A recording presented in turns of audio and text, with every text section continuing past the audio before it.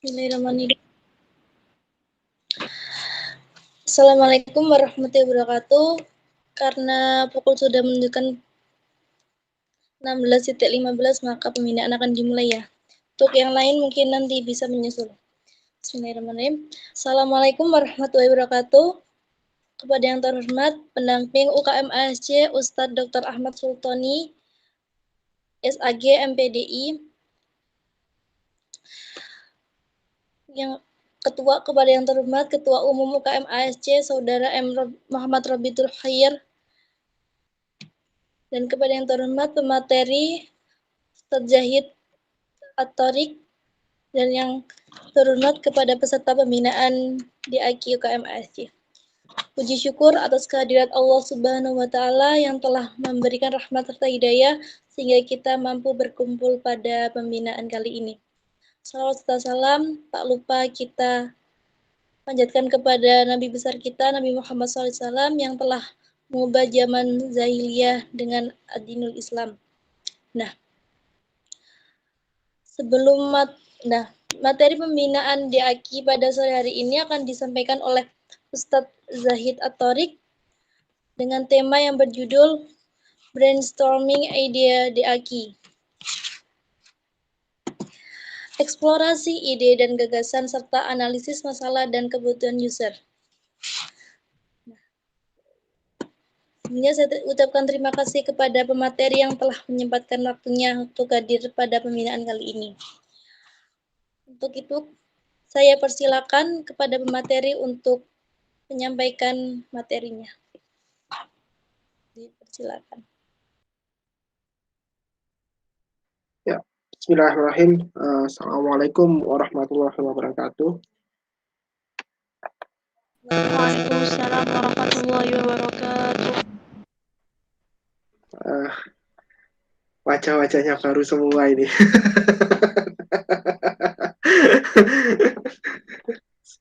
Menandakan bahwa saya sudah kiamat di sini ya.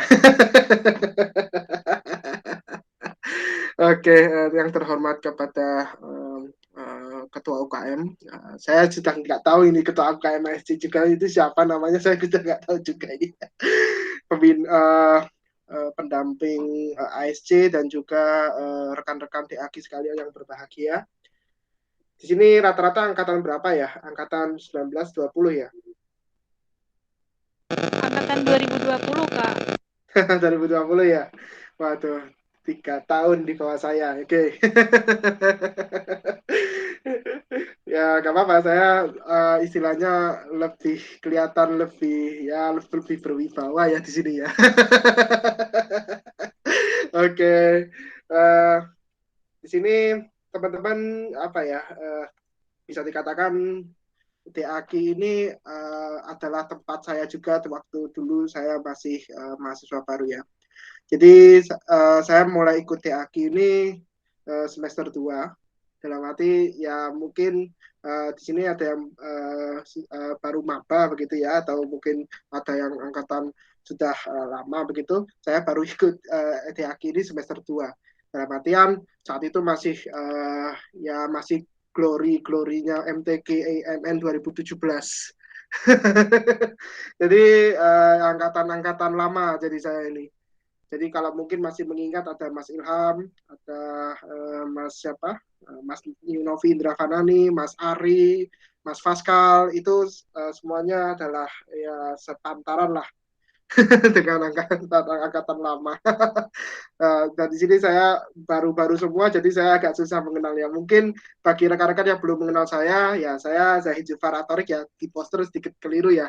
Memang biasanya nama saya itu paling susah untuk dicerna, baik itu yang tua atau yang muda begitu ya. Bahkan mungkin bahkan mungkin harus dibuat riset itu ya, riset tentang penamaan begitu ya. Nama yang mungkin kalau mungkin teman-teman yang mungkin kalau mau nikah atau apa itu perlu riset dulu kira-kira masyarakat kalau mau namanya biar mudah itu kira-kira nama seperti apa begitu ya, misalnya Selamat atau apa begitu ya, Selamat Raharjo atau apa begitu ya. Kalau nama saya memang agak susah ya, jadi tidak apa-apa, saya sudah biasa mendengar itu dari kalangan baik kalangan teman-teman mahasiswa maupun kalangan guru-guru juga ya juga sering sulit menyebutkan nama saya. Kadang Zahid jadi Yazid begitu ya. Jadi gak apa-apa ya, kita punya ini kekhasan saya, maksud saya begitu, keunikan saya di situ, namanya susah dicerna begitu ya. Teman-teman pasti punya keunikan sendiri. Nah, saya di sini sama panitia diminta untuk mengisi tentang brainstorming idea DAQ. Nah, kebetulan mungkin tahun semester lalu, mungkin mbak-mbaknya masih kuliah ya, atau masih sudah, atau mungkin belum masuk ya, masuk di DAQ, tapi sudah mulai berkecimpung. Itu saya sudah sempatkan link ya di kolom chat. Nanti saya juga sempatkan link juga di WhatsApp group. Itu link YouTube mengenai waktu itu saya juga ngisi tentang brainstorming ide DAQ semester lalu. Jadi kebetulan saya juga hari ini, jadi kebetulan temanya sama, tapi nanti kita akan coba untuk mencernanya secara berbeda. Oke, Mbak siapa? Ini yang jadi moderator Mbak Karina atau Mbak Nadila ini? Ya, Mbak Nadila masih ada sinyal masuk. oh gitu ya. Oke, saya mau izin share screen boleh? Boleh, dipersilakan. Oke. Kita belajar santai saja ya di sini. Kita saling sharing saja. Saya sendiri juga masih belajar. Semoga bisa bermanfaat ya buat rekan-rekan sekalian. Di sini saya tidak hanya peserta, dalam arti rekan-rekan saja yang harus berinovasi. Saya pun di sini juga harus berinovasi. Mengapa? Karena kalau supaya ini layar saya kelihatan ya? Kelihatan. Oke, sip. Supaya supaya rekan-rekan di sini terpacu untuk bisa terinovasi di sini. Nah, saya di sini membawakan suatu yang mungkin teman-teman sendiri itu ini tidak pernah diajarkan di sekolah, tapi saya coba konsep ini kebetulan saya baru menemukannya baru semester 8 ke 9 itu apa ya, kalau sekarang itu semester antara ya. Jadi, tapi saya sudah lulus, bukan berarti saya masih belum lulus, sudah lulus saya. Tapi ya itu saya baru baca-baca bahwa ternyata Pak Ki Hajar Dewantara ini dia punya konsep yang sangat bagus, dan itu mungkin kalau kita mencerna, kita menginternalisasi konsep ini, itu benar-benar kita itu bisa, kalau bahasanya di klasifikasi Bloom, itu kita bisa high order thinking sebenarnya dengan konsep dari Ki Hajar Dewantara. Dan itu konsepnya sudah ditemukan tahun 1922. Wow, lama sekali, hampir 100 tahun. Saya belum lahir jauh itu. Saya kalau bahasa di Word itu masih Microsoft Word itu masih satu huruf itu ya. Kan kalau di agama Islam itu kan kita ada takdirnya masing-masing begitu ya. Nah itu kan saya mungkin masih baru satu huruf gitu ya. Nah, kita bagaimana sekarang? Kita mengkonstruksi ide gagasan dengan konsep 3N-nya Ki Hajar Dewantara, dengan mendasarkan diri kepada kebutuhan. Sehingga teman-teman di sini, kita belajar bukan berorientasi pada hasil, tapi kita belajar berorientasi pada proses yang kita lalui. Nah, teman-teman sekalian, kita menghadapi ya, di sini saya akan menjelaskan bahwa sebenarnya perubahan sosial budaya dengan desain aplikasi Quran ini sebenarnya juga sangat kaitan. Perubahan sosial budaya berkaitan sama inovasi. Inovasi berkaitan sama desain aplikasi Quran. Karena kalau desain aplikasi Quran, mainnya adalah kompetisi. Main kompetisi, mainnya adalah ide. Itu ya, kerangka berpikir sederhananya begitu. Nah, perubahan sosial budaya ini sederhananya seperti apa? Sederhananya seperti kalau misalnya kita dulu saja, kalau kita masa pertumbuhan begitu ya, kalau dari anak-anak menjadi remaja, itu kan ada sekatnya itu yang dinamakan sebagai pubertas begitu ya, dan itu yang akhirnya menjadikan suatu perubahan dari masa anak-anak menjadi remaja.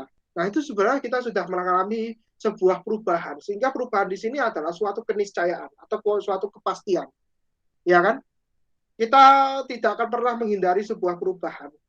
Contoh dulu kalau kita berbelanja, rekan-rekan mungkin masih mengalami ya, yang jelas saya masih mengalami. dulu kalau berbelanja atau mau membeli sesuatu kita ke toko, ke mana itu, ke pasar itu kita harus ke sana begitu ya, harus mempersiapkan kendaraan dan sebagainya. Sekarang kita sudah ada ini kita sudah ada ini. Jadi semua sudah termudahkan dengan satu perangkat ini. Nah, dulu juga sama, dulu sebelum kalau kita mau lebih jauh, lebih dalam lagi, dulu kita kalau belajar kita pakai batu sabak. Batu sabak itu apa? Kita tulis di batu gitu ya. Jadi catatan-catatan kita, kalau guru kan mesti mintanya mencatat gitu ya. Kita mencatat di batu, lalu kita hafalkan semua, lalu kita hapus. Nah itu zaman dulu, itu zaman eyang-eyang kita ya, istilahnya zaman tahun 50 60-an yang 50 60-an itu. Sedangkan kalau sekarang sudah ada namanya ini sudah bisa digunakan. Misalnya saya ingin mencatat di sini ya. Nah, kita bisa misalnya mau mencatat tentang apa, tidak ada perubahan berarti ada kematian begitu. Jadi kita bisa pakai PowerPoint pun kita bisa gambar-gambar. Nah, itu sebuah apa ya, dilema apa kalau bahasanya itu perubahan yang istilahnya itu sangat signifikan. Kalau nggak ada perubahan maka pasti kita sudah mati. Karena apa? Maksudnya bagaimana? Secara fisik jelas. Kalau misalnya maaf orang tidak ada itu ya, saya kalau bahasanya kasar sekali kalau meninggal dunia. Itu orang yang meninggal dunia atau apa itu kan pasti sudah tetap fisiknya, tidak akan pernah berubah lagi karena peredaran darah dan sebagainya itu kan tidak begitu berputar lagi lah istilahnya. Bahkan kalau orang masih hidup dia akan terus berputar sehingga akan terjadi semakin berkembang dari remaja menjadi dewasa, dewasa menjadi tua begitu ya. Nah, jadi perubahan itu suatu keniscayaan, suatu kepastian yang tidak bisa dihindarkan. Nah, kalau perubahan sosial itu sebenarnya kan kita menyingkapi bahwa ada individu dengan individu, kelompok dengan organisasi, sehingga yang atau kelompok dengan kelompok, individu dengan kelompok, itu semua terjadi sebuah interaksi. Jadi perubahan itu terjadi karena adanya suatu interaksi sosial yang ada di masyarakat itu sendiri. Karena di judul poster saya diminta ada user itu ya. User ini saya persepsikan sebagai masyarakat. Nah, jadi bahwa perubahan sosial itu sudah pasti terjadi. Contoh saja ya, contoh yang paling gampang kita gambarkan dulu kalau orang berhubungan berkomunikasi selalu melalui surat itu loh, surat yang dikirim ke pos, kalau bahasa Inggrisnya itu post office itu kantor pos ya, ke kantor pos, kemudian dari kantor pos itu dikirim berapa hari, 3 hari kemudian itu baru datang di lokasi begitu ya. Kalau sekarang kita sudah tinggal pakai WhatsApp, kemudian kita pakai pakai Instagram, kita sudah tinggal ketik apa, tadi berapa detik kemudian sudah terkirim ke sana. Dan itu kalau dulu, mungkin kalau dulu berapa 10 tahun yang lalu, kita masih menggunakan SMS kan. Nah itu kan kita harus menyiapkan pulsa, berapa pulsanya dan sebagainya gitu ya. Tapi sekarang sudah dengan hanya menggunakan paket internet, kita sudah pertama menghemat biaya, menghemat uang kita, uang khususnya anak kos ini biasanya butuh buat makan ya. Nah, sedangkan juga menghemat waktu juga. Jadi kita bisa semakin cepat untuk berinteraksi dengan lingkungan. Sehingga perubahan ini juga tidak hanya sekedar perubahan dalam berkomunikasi, perubahan ini juga perubahan dalam bentuknya teknologi digital. Sehingga arus informasi antara satu dengan wilayah lain itu semakin semakin cepat begitu ya. Jadi katakanlah kalau dulu itu kita membutuhkan 40 tahun baru berubah. Itu sebelum saya lahir. Jadi sebelum saya lahir itu katakanlah kita butuh waktu 40 tahun untuk berubah. Tapi sekarang kita hanya butuh 5 tahun kita. Jadi kita sangat cepat sekali. Kita tidak tahu 10 tahun lagi apa yang sudah berkembang. 10 tahun yang lalu yang berkembang adalah HP cetetan itu loh, HP yang bisa pencet-pencet tombolnya itu apa? Nokia ya. Maaf saya sebut merek ya. Jadi ada Nokia dan Asia mungkin ya, maaf saya sebutnya merek lagi dan kawan-kawan. Tapi begitu sekarang, 10 tahun kemudian atau zaman sekarang kita menggunakan kalau bahasanya telepon pintar yang bisa disentuh dengan menggunakan ilmu fisika. Nah, ini sebuah perubahan, lagi-lagi sebuah perubahan. Jadi perubahan ini juga akan ini membuktikan sebenarnya bahwa perubahan itu adalah adanya interaksi antara masyarakat itu sendiri. Jadi yang dalam arti ada individu dengan individu, individu dengan kelompok, kelompok dengan kelompok atau organisasi dan sebagainya, begitu ya. Nah, di sini kalau perubahan sosial itu selalu mencakup 3 dimensi, ya. Jadi kalau kita makanya ketika kita menyusun sebuah ide, kita perlu melihat 3 dimensi ini sebenarnya. Ini penting sebenarnya. Seperti dulu, sekarang, masa depan. Nah, di sini saya akan mencontohkan ya, rekan-rekan sekalian, saya akan mencontohkan beberapa perubahan yang sekarang itu sudah terjadi. Nah, kalau dulu kan kita kalau makan di restoran maka perlu mempersiapkan kendaraan kan dan sebagainya. Terus mobil mungkin atau motor. Tapi semenjak COVID ini ya, kalau bahasanya COVID-19 ini perubahannya sangat cepat sekali ya setelah adanya COVID ini. Kita yang dulunya nggak tahu Google Meet jadi tahu ya namanya Google Meet. Itu menyebabkan restoran semua hampir semua restoran banyak yang tutup walaupun mungkin untuk jam-jam sekarang memang buka tapi ketika sudah memasuki jam 8, jam 9 mereka sudah banyak yang tutup. Sehingga yang diandalkan siapa lagi kalau bukan tukang antar makan atau yang kita sebut sebagai GoFood, GrabFood gitu ya. Nah, apa yang akan terjadi? Jadi kalau kita berbicara masa depan, itu kita berbicara kemungkinan. Kemungkinan ini bisa jadi benar, bisa jadi salah ya. Jadi restoran akan berubah di sini pelayanannya. Barangkali bisa jadi dia akan cukup mengandalkan tukang antar makan. Barangkali dia hanya cukup mengandalkan tukang antar makan untuk memberikan pelayanan kepada pelanggannya. Itu yang terjadi di masa yang akan datang. Ini mungkin saja ya, ini prediksi pribadi sebenarnya. Jadi cenderung subjektif juga saya, Mas Ian. Nah, saat hendak mengikuti seminar, ini dulu ya, kita harus banyak memperhitungkan. Bayangkan kalau mungkin teman-teman DAQ lah, istilahnya kelas DAQ ini kita anggap saja sebagai seminar ya. Nah, kalau dulu zaman saya, masih zaman itu, saya harus ke kampus. Rumah saya, kebetulan saya asli Malang ya. Rumah saya itu ada di Tegalgondo. Kalau ke kampus itu jaraknya sekitar 10 km. Nah, itu saya harus jadi kalau mau ikut semacam kelas DAQ atau kelas KTI itu saya harus kalau ingin ke kampus itu harus menempuh jarak 10 km itu, jadi harus bisa memperhitungkan waktu, memperhitungkan biaya buat bensin, makan mungkin kalau lapar dan sebagainya. Sekarang itu sudah berubah menjadi webinar ya yang seperti yang sekarang kita ini ya. Jadi kita tidak perlu lagi memperhitungkan aspek-aspek itu. Kita cukup mikirkan apa ini cemilan yang akan kita makan.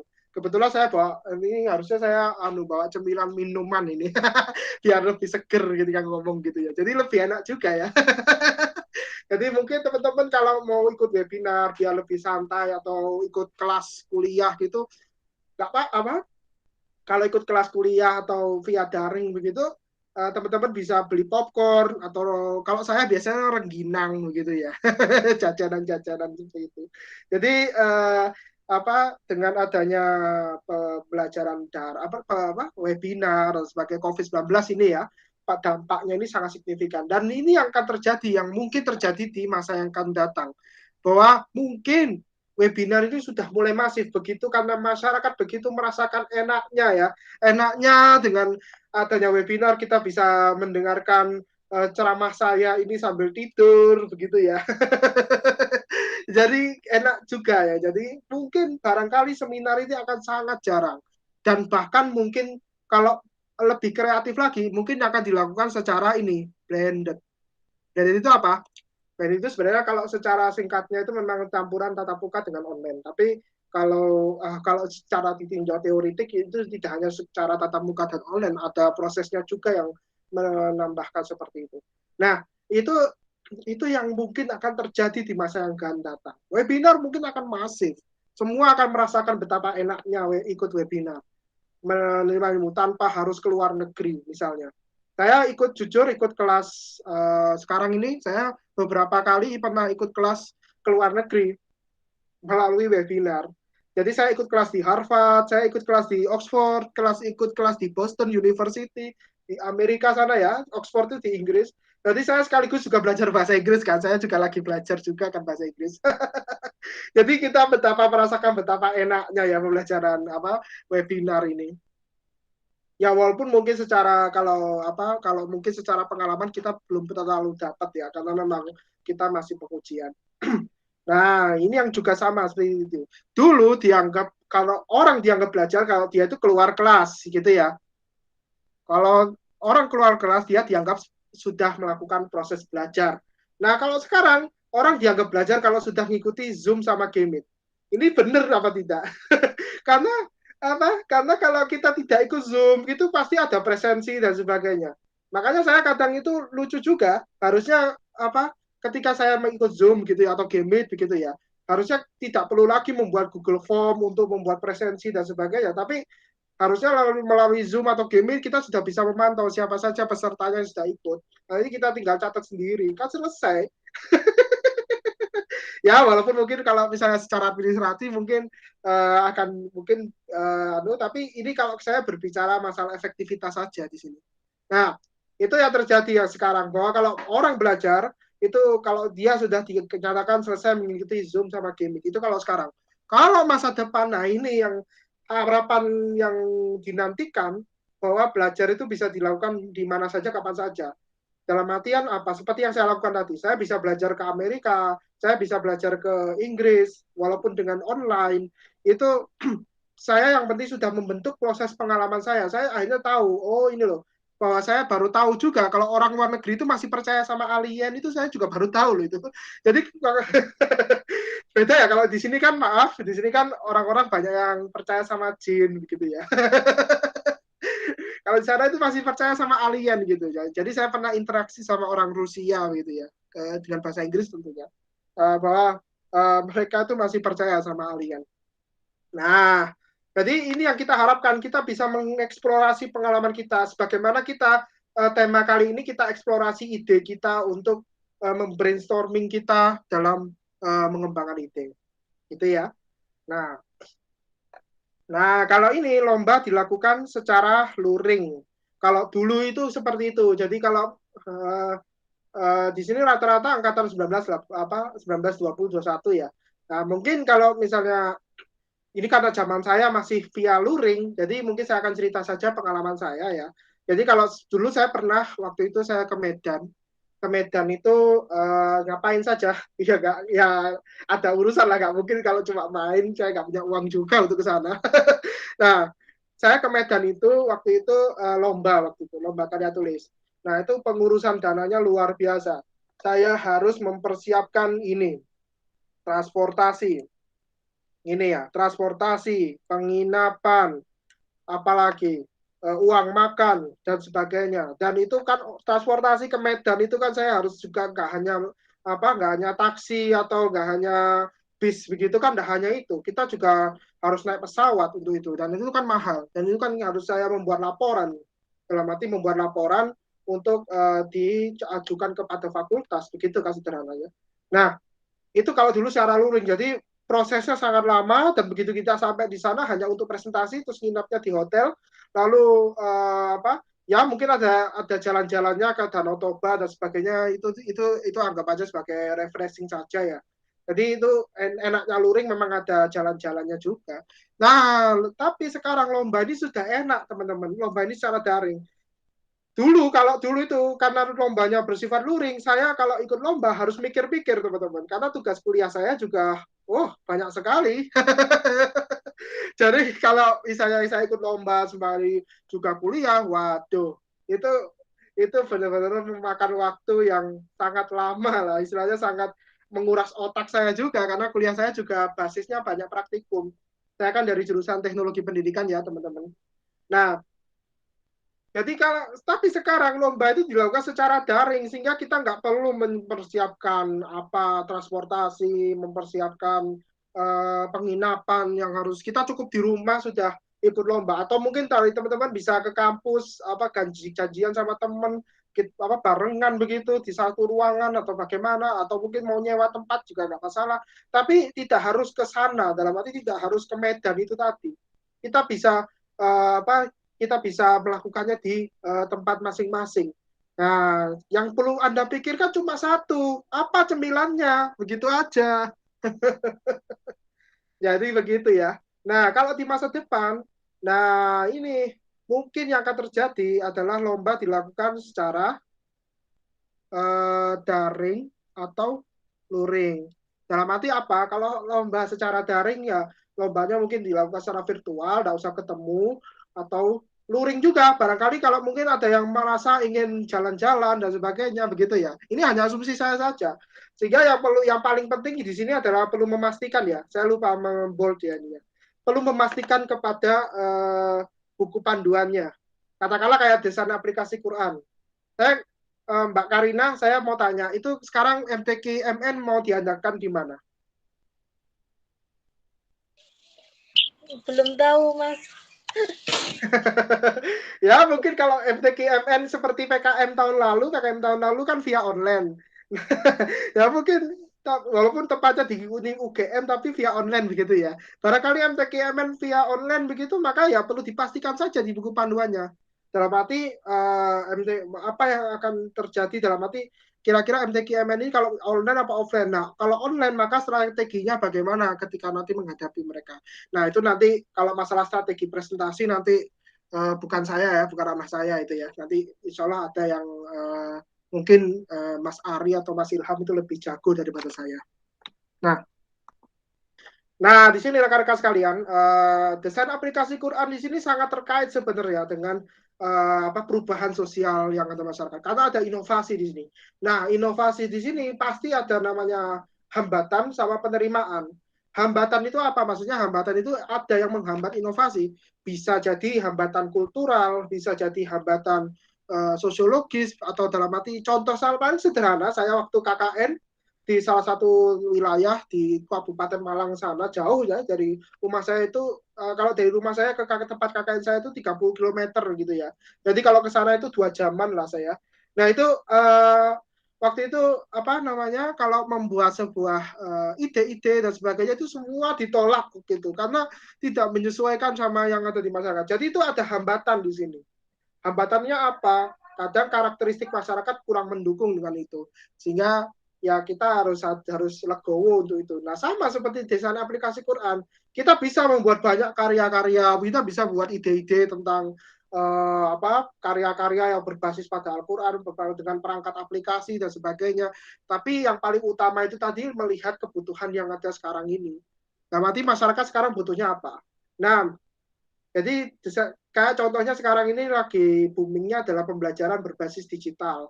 Kalau dulu memang zaman saya masih ingat ini ya teman-teman, saya waktu itu masih lomba dengan basisnya e-learning, basisnya sama kalau bahasa secara teoritik itu namanya Massive Open Online Course gitu ya. Nah itu saya waktu itu masih lomba tentang mengembangkan seperti itu. Nah itu waktu itu kan terjadi sebelum pandemi ya. Nah itu juri-juri bertanya, ini kira-kira apakah yakin, apakah bisa terimplementasi secara masif sebagaimana istilahnya itu. Kalau misalnya nggak terimplementasi gimana? Ya waktu itu saya nggak bisa membuktikan, saya nggak bisa menjawab saat itu ya, waktu saya ikut lomba itu ya, nggak bisa menjawab dalam arti apakah benar akan terjadi dan sebagainya. Dan ternyata 2020 pandemi datang dan semua sudah menggunakan ya. Semua sudah menggunakan dengan berbagai perangkat aplikasi untuk mendukung pembelajaran daring khususnya. Dan mereka akhirnya guru-guru atau siswa-siswa juga akhirnya otomatis mereka harus belajar dengan menggunakan berbagai platform digital. Dan ini adalah dampak positifnya di sini. Walaupun mungkin kalau disandingkan dampak negatif itu dikaitkan sama ekonomi dan sebagainya, ya memang ada. Setiap inovasi pasti ada namanya dampak positif, ada dampak negatif. Nah, jadi bagaimana dengan desain aplikasi Quran? Maka desain aplikasi Quran mungkin jika zaman sebelum saya, dalam arti sebelum saya atau zaman saya mungkin masih bisa basisnya kepada mungkin yang basisnya dengan konteksnya tatap muka, tatap muka yang berkerumun lah istilahnya. Sekarang kan tatap muka sudah terbatas atau bahkan mungkin ada beberapa yang masih daring. Jadi kita harus bisa menyesuaikan seperti itu. Jadi desain aplikasi Quran juga harus berubah. Berubah dalam arti inovasinya, tidak lagi berorientasi kepada yang kalau konteksnya adalah tatap muka berkerumun. Ini kita harus berubah dari tatap muka berkerumun jadi tatap muka terbatas. Bagaimana katakanlah aplikasi yang dengan kembangkan nanti bisa memfasilitasi mereka-mereka yang sedang mungkin belajar Al-Quran dengan tatap muka terbatas. Yang dalam artian mereka-mereka belajar Al-Qurannya itu harus dijadwal waktunya sekian. Begitu. Jadi bagaimana? Nah, ini pertanyaan yang harus Anda jawab sendiri. Bukan saya yang menjawab ya, karena saya sudah bukan zamannya untuk ini. Nah, salah satu untuk perlombaan DAKI ini tidak ada batasan, dalam arti tidak ada batasan platform yang kita bisa kembangkan. Bisa aplikasi desktop, bisa mobile, bisa web dan games. Kira-kira ya, Mbak Karina dari jurusan apa? Dari jurusan kimia. Nah, kira-kira bisa membuat ini enggak? Nah, itu kan enggak. Kalau belajar bisa sih, Mas. Tapi kan kalau pas kuliah kan nggak diajarin ya. Iya, bener. Dalam arti, ya, apa ya, sebenarnya kalau kamu tanya sama anak teknik informatika, mereka katakanlah satu saja mata kuliah pemrograman itu mereka berapa SKS yang harus dipenuhi dan itu berapa satu semester dan Anda hanya belajar cuma dalam waktu berapa bulan aja, itu kan kurang aja gitu loh menurut saya. Jadi dalam arti rekan-rekan sebenarnya bisa untuk mengembangkan ini. Nanti saya akan coba konstruksi ya. Mungkin sesi setelah saya presentasi ini nanti kita akan coba membuat beberapa aplikasi yang bisa katakanlah coba web atau mungkin buat game gitu ya. Tapi nanti saja. Nah, karya desain aplikasi Quran ini yang paling penting. Jadi kita kalau kuliah jangan hanya sekedar kerjakan tugas. Barangkali tugas kuliah Anda itu bisa digunakan sebagai karya. Maksudnya bagaimana? Karya maksudnya bagaimana? Barangkali tugas kuliah Anda, misalnya tugas kuliah Anda suruh membuat sebuah media pembelajaran begitu, media pembelajaran. Nah, barangkali tugas media pembelajaran ini bisa dengan kembangkan lagi menjadi lebih baik lah istilahnya, lebih baik untuk desain aplikasi Quran khususnya. Jadi saya pernah juga seperti itu dalam arti contohnya ya, kalau saya mencontohkan, tapi kalau saya enggak ke DAKI, tapi saya lebih ke jurnal waktu itu. Jadi saya waktu itu pengen memecahkan sebuah masalah. Kayak kalau di pembelajaran mungkin ada namanya taksonomi Bloom gitu ya. Tahu ya kalau taksonomi Bloom ya, dalam arti mungkin anak-anak pendidikan tahu ya. Nah, saya agak kurang setuju dengan taksonomi Bloom karena orientasi taksonomi Bloom ini terlalu sangat mengekang begitu ya. Tapi lalu apa yang saya pakai dalam arti saya kembangkan di sini, dalam arti apa yang saya gunakan, saya publikasikan, saya buat ini insya Allah juga saya mungkin saya bukukan juga, itu taksonomi baru, taksonomi Ki Hajar. Jadi kita memakai taksonominya Ki Hajar Dewantoro dalam proses belajar mengajar, bukan lagi taksonomi Bloom. Nah, ini sebuah inovasi juga yang dikembangkan dari tugas kuliah. Jadi nggak masalah. Jadi tugas kuliah pun mau dimasukkan desain aplikasi Quran, mau dimasukkan di lomba karya tulis, mau dimasukkan ke publikasi ilmiah, silahkan, nggak apa-apa. Selama nanti tugas kuliah itu tetap kalau dicek plagiasi gitu ya tetap bagus lah, istilahnya nggak plagiat banget lah. Ya 10% lah plagiasinya begitu ya.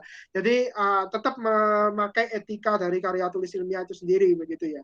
Nah, jadi itu penting. Jadi sehingga teman-teman dengan memanfaatkan seperti ini, tugas kuliah ini, teman-teman tidak hanya belajar dari sekedar dari kuliahnya saja, tapi teman-teman juga bisa belajar dari kalau bahasanya itu berinteraksi juga dengan orang-orang di luar kuliah Anda. Begitu ya. Jadi Anda akan mendapatkan pengalaman belajar yang lebih banyak dibandingkan hanya sekedar kuliah. Gitu. Nah, yang di sini yang saya ingin coba tekankan, barangkali teman-teman bisa menggunakan konsep ini dalam belajar. Tidak hanya belajar untuk DAQ saja, tidak hanya di DAQ saja. Mungkin di kuliah mungkin, atau mungkin di organisasi, atau mungkin teman-teman ada yang aktivis begitu, barangkali juga bisa menggunakan konsep 3N ini. Bagus ini konsepnya, jadi tapi jarang sekali terimplementasi di kita. Kalau kita selama ini mengenalnya amati, tiru, modifikasi begitu ya. Amati, tiru, modifikasi itu kalau saya telaah lagi itu dia mengambil konsepnya Ki Hajar ini sebenarnya. Kalau ya itu, tapi kalau yang membedakan ya mungkin nanti saya jelaskan ya. Tapi intinya ada kemiripan memang. Cuma kalau secara tahun, dilihat secara tahun lebih dulu Ki Hajar. Katakanlah Ki Hajar Dewantara ini mengembangkan sebuah sekolah namanya Taman Siswa tahun 1922. Maka 3N itu juga dikembangkannya tahun 1922 begitu ya. Nah, apa saja 3N itu? Ada yang pertama ini, niteni. Niteni itu berarti apa? Anda perlu memperhatikan, atau memperhatikan ini bisa mengamati, bisa mungkin membaca dan sebagainya begitu ya, atau mendengarkan suatu podcast. Jadi Anda akan bisa memperhatikan apa sih gejala yang ada di lingkungan, apa sih kondisi-kondisi yang terjadi di lingkungan, apa sih yang akan terjadi, apa sih yang terjadi sekarang ini, dalam artian apa yang dikeluhkan, bahasanya dikeluhkan dengan masyarakat, khususnya masyarakat era digital sekarang ini. Jadi kita bisa memperhatikan. Bahkan nanti kalau kita perlu juga bisa memperhatikan apa saja yang sudah telah berkembang. Katakanlah kayak misalnya masyarakat membutuhkan sebuah media pembelajaran begitu ya. Dalam arti karena kondisi di sekolah itu susah. Dalam arti kalau gurunya hanya sekedar ceramah, tulis di papan tulis, itu kayak kurang berwarna lah pembelajarannya. Nah, kita bisa barangkali kita perhatikan apa saja yang sudah berkembang sekarang ini. Misalnya kita sudah bisa memperhatikan misalnya apa aplikasi tentang Iqra misalnya, aplikasi tentang Iqra. Nah, kita bisa buat secara serupa. Nah, karena ini ada kata serupa, maka ini yang dinamakan sebagai niroke. Niroke itu berarti kalau bahasa Jawa berarti kan menirukan. Nah, di sini teman-teman dituntut untuk dalam arti mencoba menduplikasi sebuah aplikasi yang serupa dengan aplikasi yang telah berkembang. Misalnya Iqra digital tadi itu kan sudah banyak, ya Al-Quran digital dan sebagainya, itu kan banyak sekali ya. Teman-teman coba sekali-sekali untuk mencoba membuat aplikasi yang serupa. Nah, ini yang paling penting. Biasanya, maaf ini bukan bermaksud di sekolah-sekolah kita tidak diajari tentang nambahi, kita hanya diajari tentang niteni, niroke, kita diajari untuk memperhatikan gurunya, sama niroke, atau mungkin membuat rangkuman, mencatat rangkuman, dan sebagainya. Tapi kita jarang sekali diajari ini, nambahi. Ini penting sekali teman-teman. Bahkan ini kalau diajarkan ke anak SD pun juga sangat relevan, karena konsep nambahi ini berarti, sebentar ya, saya nyalakan lampu di rumah.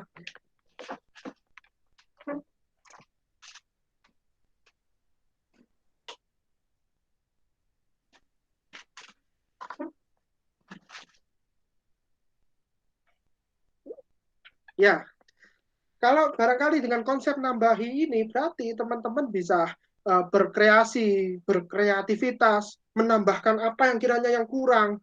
Nah, itu harusnya diajarkan juga. Cuma memang di sini mungkin di DAQ ini saya bantu ya, dalam arti saya ini juga menemukan konsepnya baru aja kok. Jadi insya Allah ini juga menjadi basis riset saya nantinya. Nah, itu penting juga teman-teman sekalian, nambahi. Jadi kita bisa menambahkan apa yang sudah ada. Nah, kalau ini dibahasakan secara yang kita kenal itu biasanya ini adalah amatinya di niteni ya. Amati, ini meniru, amati, tiru, modifikasi begitu ya, ATM begitu ya. Jadi tapi kalau sebenarnya lebih dulu ini sebenarnya konsepnya. Jadi apakah dicuri atau enggak saya nggak tahu ini. Nah, itu yang penting. Jadi semoga rekan-rekan bisa bisa mencerna ya maksud saya ini ya. Nah, maksudnya proses niteni itu apa?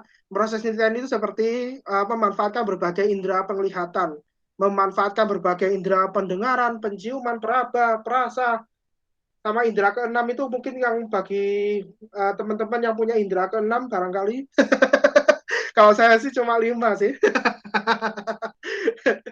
Nah itu niteni itu yang ini yang membedakan dengan amati begitu ya. Kalau ini niteni itu dia memanfaatkan berbagai indera untuk memperoleh suatu informasi yang akan didapatkan.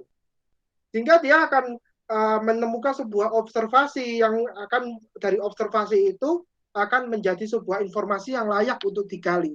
Sehingga teman-teman bisa menalar atau menghubungkan dengan pengetahuan yang sudah dimiliki. Begitu. Nah, itu proses niteni ya. Kalau proses niroke, teman-teman bisa menirukan dengan lafal atau suara, bisa menirukan dengan membaca, menirukan dengan menulis, menirukan dengan gerakan, menirukan dengan melakukan uji coba atau eksperimen, menirukan dengan demonstrasi atau praktikan atau menyajikan mungkin. Biasanya kalau teman-teman ini membuat makalah gitu ya. Jadi kalau membuat makalah itu kan ada masih cenderung masih ke dalam hal menirukan karena belum hanya teman-teman biasanya ada yang copy paste, ada yang mungkin hanya sekedar merujuk dan sebagainya. Tapi yang paling penting di sini ya ini nambahi. Nambahi ini adalah kita boleh bisa merancang, kita bisa membuat atau mengembangkan, atau kita juga berimprovisasi. Sehingga yang dituntut di sini adalah kreativitas dari teman-teman sendiri. Nah, contohnya seperti apa? Nah, misal ini saya hanya menggunakan sebuah analogi. Misalnya guru membutuhkan media pembelajaran berupa aplikasi yang dapat membantu meminimalkan peran guru dalam menyampaikan pesan di kelas. Nah, di sini kan Anda dapat melihat yang berkembang misalnya sekarang apa? Aplikasi berupa Iqra misalnya, berbasis digital. Nah, itu proses niteni karena Anda melihat suatu situasi yang ada di lapangan, dalam arti situasi yang ada di lingkungan, sama situasi yang sudah berkembang, gitu. Nah, proses niroke itu berarti Anda bisa menirukannya. Nah, katakanlah membuat sebuah aplikasi yang serupa. Nah, kata serupa, mirip, begitu ya. Itu berarti kita masih dalam prosesnya menirukan. Nah, yang paling penting di sini, di mana agar bisa lebih inovatif, Anda harus bisa berkreasi. Berkreasi dengan menambahkan komponen-komponen. Misalnya ketika ada Iqra digital itu, nah Anda tambahkan games. Sehingga Iqra itu bisa menjadi sebuah permainan yang menyenangkan. Atau Anda juga bisa menambahkan kuis untuk menguji pemahaman penggunanya. Itu kan adalah proses yang luar biasa. Mungkin atau saya bisa menggambarkan lebih gampang lagi. Teman-teman atau Mbak Larasati mungkin tahu Lord Adi Master Chef.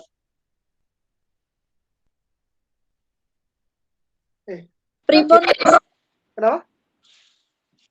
niku putus-putus pripon. Mungkin Mungkin apa? Putus. Nggih, mungkin bisa diulang. Dek, saya putus-putus tadi suaranya. Oh gitu. Gini, Mbak siapa? Mbak Kirana ya. Mbak Kirana, apakah tahu siapa? Lord Adi. Nggih, tahu. Berarti suka lihat Master Chef begitu ya. Nah, apa? Kalau Anda lihat perhatikan secara seksama, Lord Adi Master Chef itu, dia sebenarnya dia sudah menerapkan niteni niroke nambahi ini. Dalam arti dia memperhatikan masukan dari juri, kemudian dia membuat makanan yang serupa, bahkan dia membuat kreasi-kreasi yang sebelumnya kita itu tidak pernah terpikirkan. Contohnya saja yang paling lucu menurut saya itu adalah rawon yang dikasih apa namanya jamur enoki, dikasih apa lagi macam-macam, dikasih jamur enoki, dikasih mie, jadi katanya mie-nya menggantikan nasi. Jadi itu sebagai apa namanya sebagai kreasi. Jadi kalau kita melihat sebuah kalau di fenomena yang dilakukan oleh Lord Adi ini luar biasa sekali, dia menerapkan seperti itu dan itu merasakannya tetap enak. Jadi kan ibaratnya seperti itu teman-teman sekalian. Nah, ini suara saya jelas ya, Mbak Lara, Mbak Kirana? Sampun jelas.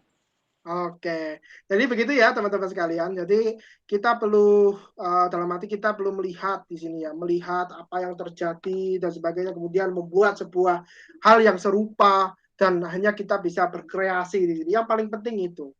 Sebenarnya membuat ide itu gak susah-susah sekali sebenarnya. Cuma tergantung pinter-pinternya kita membaca suatu situasi yang ada di lapangan.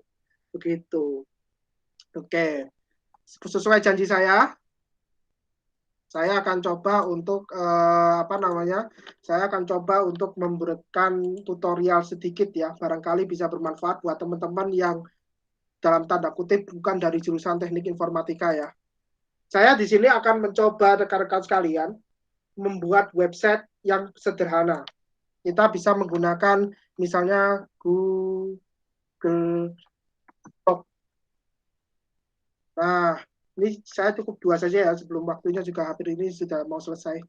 Nah, kita misalnya ini, kita klik saja Google Doc gitu, teman-teman pasti sudah sangat familiar dengan tempat ini ya, dengan ini. Kita ambil saja template, salah satu template begitu ya. Nah, kita tunggu.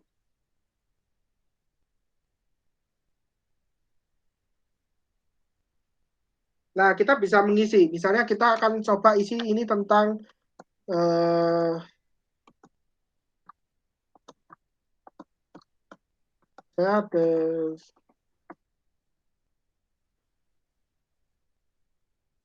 misalnya ini saja.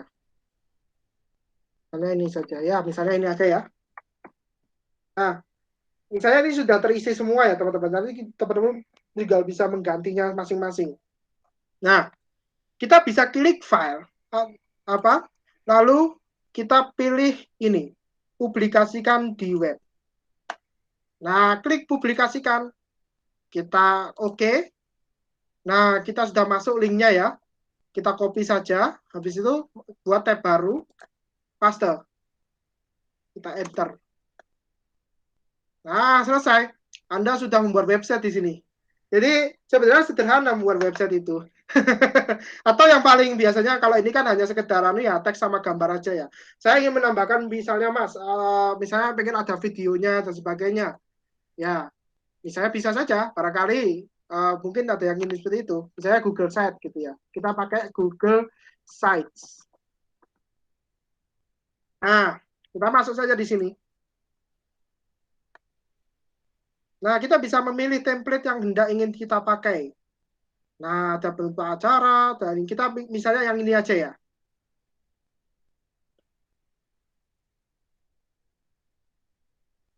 Nah, kita tunggu beberapa saat.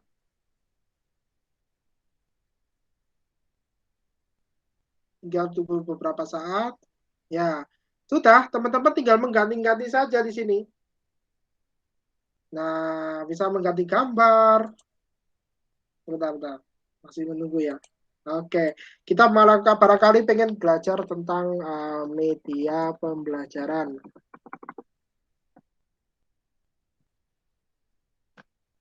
Misalnya itu, kita bisa memasukkan nama situsnya. Oh, ini kebablasan. Nama situsnya tentang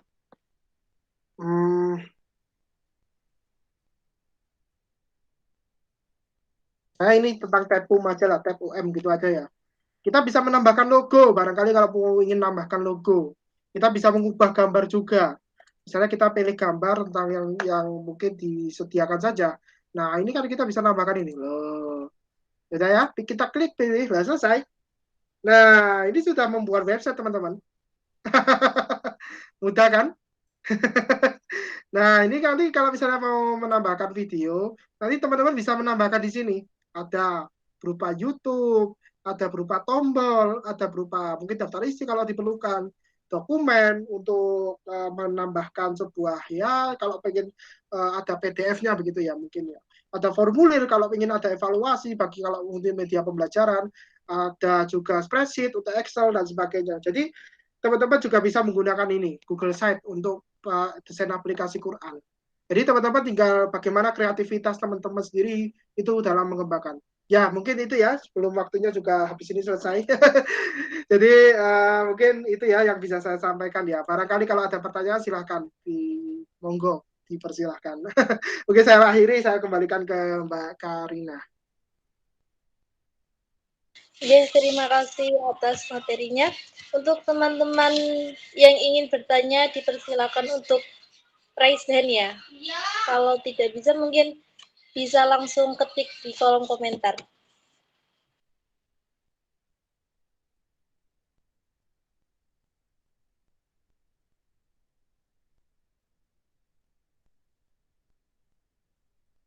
Sebenarnya saya ingin bertanya nih, Mas. Boleh kan ya? Monggo, silakan. Siapapun boleh kok. Kan kemarin kan pernah punya ide gitu. Tapi idenya tuh kayak ngambil contoh dari aplikasi orang lain. Kayak itu loh Mas yang smart ikro atau apa gitu kan, itu kan masih termasuk bagus ya. Terus itu tim kami tuh niatnya tuh mau menambahin aplikasi-aplikasi tertentu. Nah, kalau seperti itu bisa nggak? Kan hanya menambahi tertentu aja. Apakah masih termasuk menyontek atau gimana, atau sudah baru gitu? Oke. Mungkin seperti itu. Langsung dijawab atau gimana nih? Ya, boleh langsung Oh ya, dijawab. oke. Oke, sekarang saya tanya balik. Apa tujuannya Mas Ilham itu nge-share proposalnya MTQ MN itu yang juara itu ke teman-teman DAKI biasanya? Ayo. Biar dapat contoh gitu, biar dapat Nah, ide itu. itu. Jadi sebenarnya kembali lagi ke konsep 3N-nya Ki Hajar itu ya. Jadi kalau apa kita bisa ninteni itu tadi, kita bisa perhatikan misalnya proposalnya Mas Ilham itu. Proposalnya Mas Ilham itu kan kita bisa memperhatikan isiannya bagaimana, konsep aplikasinya namanya apa? Qur'ani ya. Qur'ani itu bagaimana, lalu implementasinya bagaimana, itu kan kita bisa perhatikan. Lalu kita bisa menirukan. Nah, agar karya itu menjadi sebuah karya Anda, ini yang paling penting adalah nambahi. Jadi Mbak Karina kalau mau menambahkan aplikasi apa kayak mau menambahkan tentang misalnya hologram atau menambahkan virtual reality, silakan, enggak apa-apa. selama itu tidak menyalahi aturan. Dalam arti menyalahi aturan itu maksudnya apa? Benar-benar pure ide Anda begitu. Nggak apa-apa. Memang kalau kita nggak dikasih contoh itu akan susah. Saya pun juga dulu ya juga seperti itu. Mungkin bisa menjawab atau mungkin ada yang mau tanyakan lagi? Oh, nggih, sampun. Jawab. Nggih, nggak apa-apa. Teman-teman yang lain nih yang ingin bertanya, dipersilakan sebelum ditutup nih. Ada yang ingin bertanya kah? Sepertinya saya terlalu lama ya tadi yang ngomongnya ya.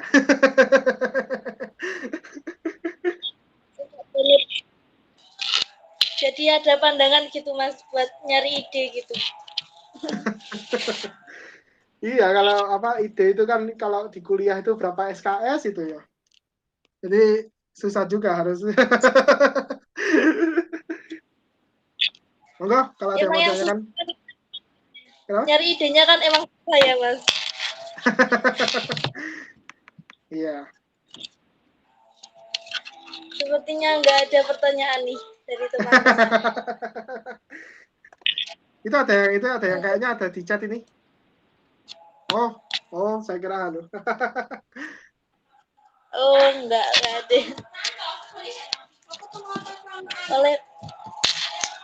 Baik, seperti itu. Kalau marilah kita tutup pembinaan desain aplikasi Al-Quran hari ini dengan mengucap istighfar 3 kali, Lahadmil Quran, dan diakhiri dengan kafaratul majelis. Astagfirullahaladzim, astagfirullahaladzim, astagfirullahaladzim. Tuh teman-teman mungkin bisa on mic ya buat khatmil Qurannya. Allahumma rahamna bil Quran waj'alhu lana imama wa nura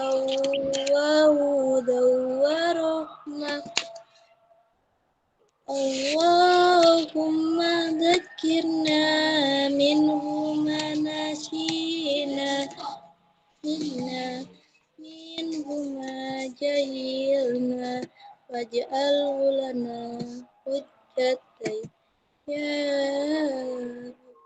alamin. Subhanaka Allahumma wa bihamdika asyhadu an la ilaha illa anta nastaghfiruka wa natubu ilaik. Baik, terima kasih banyak atas kesediaan untuk bergabung di pembinaan DAKI kali ini. Terima kasih kepada pemateri dan teman-teman semua. Jangan lupa untuk mengikuti pembinaan DAKI selanjutnya ya pada hari Rabu besok. Wassalamualaikum warahmatullahi wabarakatuh.